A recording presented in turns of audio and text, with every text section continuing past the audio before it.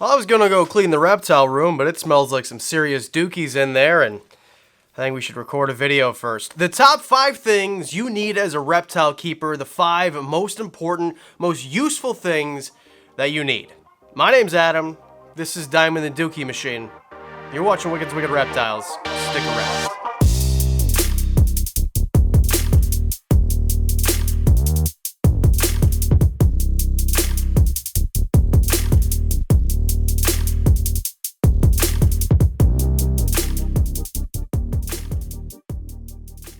There are certain things that as a reptile keeper you're going to need in your reptile room or wherever you keep your reptiles just to make your life a little bit easier. And I could list 100 things, but let's just go over the 5 main ones that I think will make your life a lot easier. Number 5, this many, a vet grade sanitizer and paper towel, because without paper towel this is kind of useless. Basically, F10 is what I use. You can use Dawn dish soap if you want, if that's what you like to clean your tubs with or clean the enclosures, but I just prefer a vet grade sanitizer. This is what a veterinarian would use to clean their tools and clean their workspace, and it's not that expensive and there's a few different options, so why wouldn't you use it also? And it's super easy to use. It takes almost no effort whatsoever. You mix this stuff with water, it lasts forever, unless you have tons of animals. I have 75 reptiles, something like that, and this thing has lasted me 2 years. It expires next month. I'm gonna have to get some more. So it expired before I could use all of it, and I'm pretty up to date on cleaning. That's what I gotta do after this video, but it smells so bad in there. Because that's what big animals do, and when you have a Dumer's boa and takes a big poop, it's gonna be stinky, and you're gonna need to clean it right away, and the best way, in my opinion, to clean up animal feces, which is a carnivorous animal, so you know it's going to smell awful, is with F10 or something like that, a veterinarian grade sanitizer. Yeah, soap and water works too. This is just easier in my opinion. And the reason is, it's simple. You spray it, you mix it with water, you spray it, you just clean it up with your paper towel, and then you spray it again with water if you want to make sure that all the residue is gone, and then you wipe it up with a paper towel again. It could not be any easier to use this stuff, and in my opinion, there's really no excuse not to. Number 4, a mini fridge. Now, I know most of you are thinking, what are you talking about, dude? This is not something that you actually need. You're kind of right. This isn't something you for sure need, but this is what I do. I have a mini fridge in the reptile room, right next to it rather, and that way I can keep the feeders cold and close by. The reason I think it's important is because if you don't have one and you have a bigger collection, or even if you don't and you just want to keep your animals' food separate than your food, things like Bluey Buffet, what I feed the blue-tongued skinks, and the crested gecko diet, and then the live feeders, night crawlers, and mealworms, and giant mealworms, and things like that you stick in a fridge. It's in a fridge by itself. So all I have, get away from my ear, stop. So all I've got in this fridge is what I need for my animals, all their food, and pickles, of course, too. This is I'm not sure the exact measurements, but you can stick like 5 jars of pickles in here, so it's a pretty good. Did I really measure just in pickles? How many pickles you can? It's pretty important, I guess. And also, it keeps it a little bit cleaner, especially if you're someone who, say, lives at home with your parents, or you live with roommates, and they're like, I don't want insects in my fridge, dude. Are you a crazy person? Well, yeah, maybe that might be the case, but if you have your own mini fridge, it doesn't take that much electricity to run, and just like the F10 and paper towels, it's not expensive. This one I bought for literally $40 on Kijiji, which is Canadian version of Craigslist. Just look on there, you'll find one that works, and you can buy them for like, $40, or buy a new one if you're so fancy. But either way, the entire idea of the list is things that doesn't cost a lot of money, that don't cost a lot of money if you speak English properly.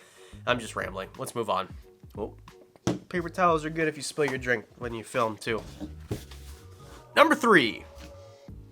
Sprayers. Spray bottles, you can get these ones. You can get the ones that you like jack up. Jack up. Nice execution. You're doing terrific. When they're pressurized. Or you can get like the big ones that you'd use for like lawn fertilizer. Obviously, don't reuse one that had lawn fertilizer or a weed killer in it. You get a brand new one. This is what I use now because I've got a larger collection. It just makes it easier. You spray it down. I mean, you're going to get jacked up forearms using one of these. You look like Popeye by the end of your cleaning session. It just depends. It's up to you how many animals you have, but you need them all the time, and you need a lot of them because when you put it down and you go to get it, they grow legs and they run away. I don't know what it is. They just do. So to make your life a whole bunch easier, just get a bunch of these things. They're $1 at the dollar store. You can get the pressurized ones for like $3 at the dollar store. And go on Amazon or go to Home Depot, whatever, Canadian Tire if you're Canadian, and you can find one of these for $20. It is one of the best investments I ever made. It makes a huge difference in the amount of time that it takes. It's just so much faster. If you're fancy, you can always get the automated misting systems. That's another thing. But the entire idea for this video is things that are under $50 that you can get. So these definitely fit the bill. You could literally buy like 40 of these for $50 depending on the tax in your state. Why do I get the government involved? Number 2, and these are some other things that kind of go missing whenever you put them down for whatever reason.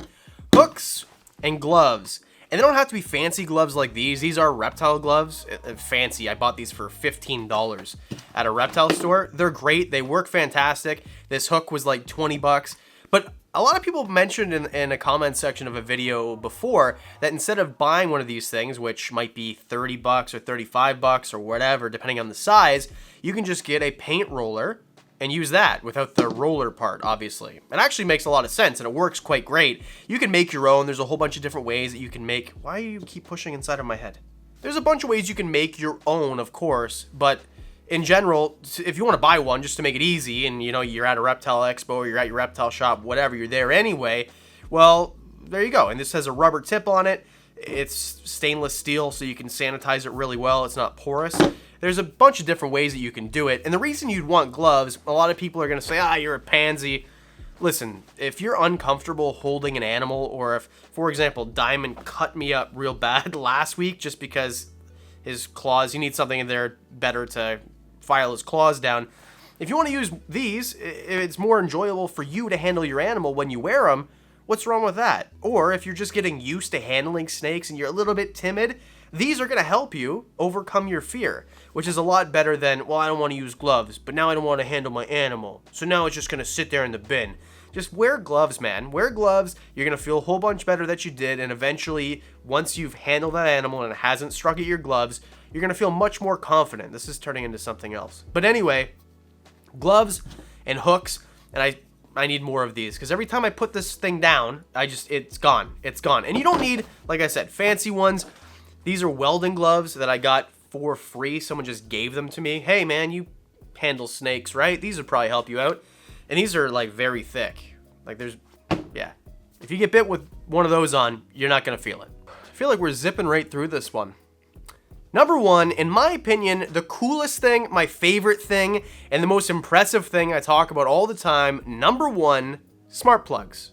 And it doesn't have to be a smart plug. We're going to talk about this in a second, but the idea is if you have a reptile collection, or even if you have one and you want to go on vacation, or you just don't want to be bothered to turn off the lights manually, or sprayers, or whatever you have that's hooked up to electricity, even buy one of these. This was $2.50 or $3 at the dollar store. Yes, in Canada, our dollar store, you buy stuff that's more than $1. I read your comments. This is super simple. You depress the ones that you want, the hours that you want the light to be on, and the ones that are not depressed, as it goes there, they shut off. It's a pretty simple thing. You can figure out how a timer works.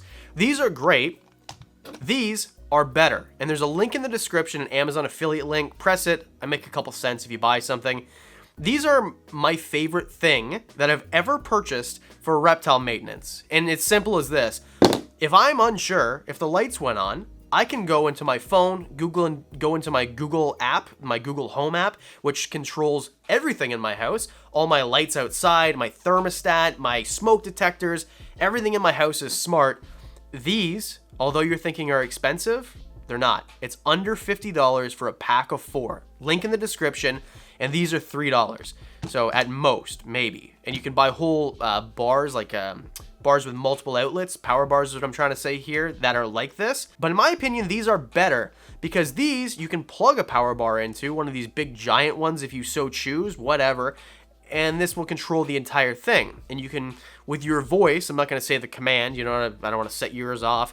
and then you just say, hey, turn off the reptile room, whatever. And if you get really fancy like I do, I have mine on a command where all my lights in my reptile room go off as the sun goes down, and as the sun comes up, they go back on. So it creates a natural light cycle, which stimulates breeding behavior for my hognose snakes and leopard geckos and ball pythons and things that I breed. So I don't have to brumate these things. They just start breeding because the light cycle is enough, in my experience, for all these animals. So it's kind of like killing two birds with one stone. Get two birds stoned at once. And these particular ones also have a USB. So when you're listening to your podcast or whatever on your phone and your phone's about to die, you can just have your phone charging right in here. And no, I'm not sponsored, although I should be. That was the best sales pitch I've ever given in my entire life. But that's it.